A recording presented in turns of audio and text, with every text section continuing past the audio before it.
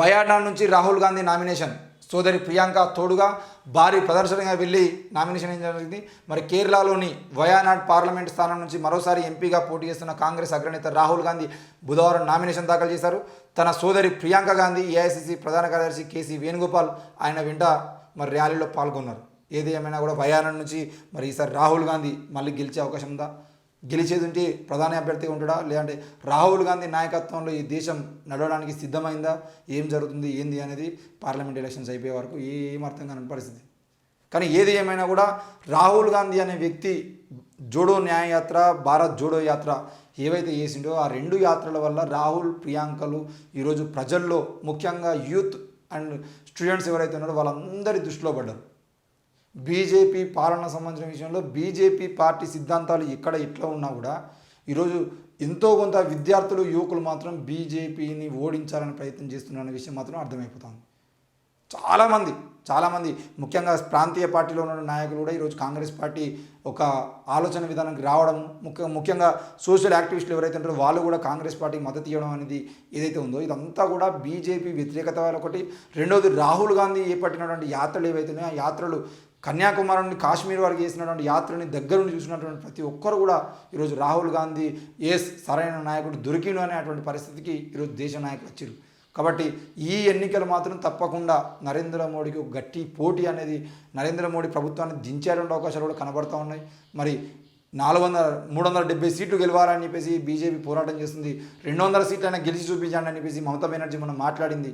ఎందుకు మాట్లాడుతున్నానంటే 200 సీట్లు కూడా గెలిచేటువంటి అవకాశాలు లేవు. ప్రాంతీయ పార్టీలు సీట్లతో పాటు ఈరోజు కాంగ్రెస్ పార్టీ మెజారిటీగా సీట్లు గెలుచుకుంటే ప్రాంతీయ పార్టీలతో కలిసి కాంగ్రెస్ పార్టీ కూడా అధికారంలోకి వచ్చే అవకాశాలు అనిపించి కనబడతా ఉంది. మరి ఏం జరుగుతుంది ఏందో వేచి చూడాల్సిందే. ఇక మాజీ డీసీపీ రాధాకిషన్ రావుకు కస్టడీ. ఫోన్ ట్యాపింగ్ కేసులో మరో నిందితుడు అదనపు ఎస్పీ వేణుగోపాలరావును విచారిస్తున్న స్పెషల్ టీం. రాష్ట్రంలో కలకలం రేపిన ప్రతిపక్ష నాయకుల ఫోన్ ట్యాపింగ్ వ్యవహారంలో నిందితుడు నగర టాస్క్ ఫోర్స్ మాజీ డీసీపీ రాధాకిషన్ రావును మరి విచారిస్తున్నారు.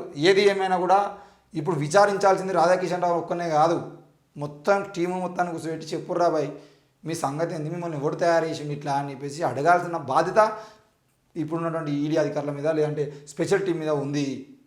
వీళ్ళతోని పని చేయించిన వాళ్ళు ఎవరు అనే పేరు బయట తీసుకురావాలి, వాళ్ళను ఎలక్షన్లకు ముందే బయట పెట్టాలి ప్రభుత్వం. నిన్ననేమో బీఆర్ఎస్ భాష అని రాసిన వార్తలు. బీఆర్ఎస్ భాష అయితే మంచిదే, ఆ భాష ఏ భాష, చిన్న భాష, పెద్ద భాష, బిడ్డ భాష, అల్లుడు భాష, లేదంటే ఇంట్లో ఉన్నటువంటి ఇంకో అల్లుడు భాష, ఎవరో ఒకటి బయట పెట్టాలి కదా. ఆ పేర్లు చెప్పకుండా ఏం చెప్పకుండా ఈరోజు కేవలం రాధాకిషన్ రావునో లేదంటే ప్రణీత్ రావునో లేదంటే భుజంగరావునో తిరుపతనో వీళ్ళనే ముందరబెట్టి వీళ్ళనే 1-2 సార్లు రోజు వార్తలలో వీళ్ళనే పెడుతున్నారు తప్ప అసలు ఎవడు చేయించును ట్యాపింగ్ అనే విషయం మాత్రం బయట పెడతారు. దయచేసి ఇప్పటికైనా స్పెషల్ టీం కానీ ఈ మొత్తం టాస్క్ ఫోర్స్ కానీ వీళ్ళందరూ చేయాల్సిన పని ఏంటి అని అంటే ఇదంతా ఆనాడు బీఆర్ఎస్ పార్టీకి డబ్బుల్ని కూడా మేము టాస్క్ ఫోర్స్ వాహనాల్లో తీసుకుపోయినా అని చెప్పేసి క్లియర్గా రాధాకిషన్ రావు చెప్పినప్పుడు ఎందుకు ఏ ఎమ్మెల్యే అభ్యర్థులకు తీసుకుపోయారో వాళ్ళ మీద విచారణ చేసి ఎలక్షన్ కమిషన్ ఎందుకు వాళ్ళని బయట తీసుకురావట్లేదు అంటే ఎలక్షన్ కమిషన్ కూడా ఫెయిల్ అయిపోయింది కాబట్టి ఆ డబ్బులు టాస్క్ ఫోర్స్ వాహనాల్లో డబ్బులు పోతూ ఉంటే కళ్ళు మూసుకొని పాలు తాగింది కాబట్టి ఈరోజు ఎలక్షన్ కమిషన్ కూడా సైలెంట్గా ఉంటుందనే విషయం మనకు అర్థమైపోతుంది. దీన్ని బట్టి ఆనాడు బీఆర్ఎస్ బీజేపీ కలిసి కుమ్మక్కైపోయి డ్రామాలని అనే విషయం కూడా మనం అర్థం చేసుకోవచ్చు. బీజేపీ ఎవరు అధికారం ఉంటే వాళ్ళ సంఘాన్ని ఏరి 1-2 సీట్లు గెలుచుకోవడం కోసం వాళ్ళతో కుమ్మక్కైపోతుందనే విషయం మనకు తెలిసింది.